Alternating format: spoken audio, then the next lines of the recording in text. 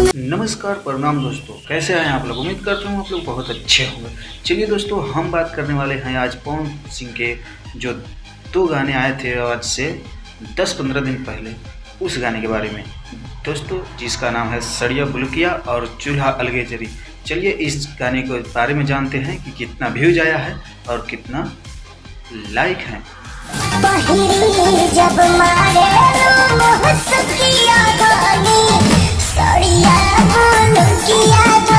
दोस्तों इस गाने के बारे में बात करें, सड़िया बुल्लुकिया, तो दोस्तों इस गाने का व्यूज करीब 27 मिलियन पहुंच गया है।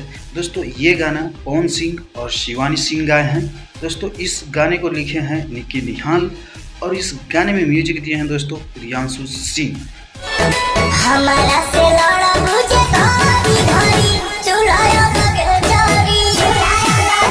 दोस्तों इस गाने के बारे में बात करें, चूल्हा अलगे जरी, तो इस पे व्यूज है अभी 13 मिलियन पहुंचने वाला है। और इस गाने के बारे में बात करें तो इस गाने को गाए हैं पवन सिंह और शिवानी सिंह।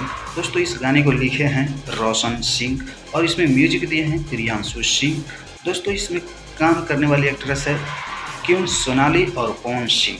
चलिए दोस्तों, अभी के लिए इतना ही। वीडियो अच्छा लगा हो तो वीडियो को लाइक करें और चैनल सब्सक्राइब करें। धन्यवाद।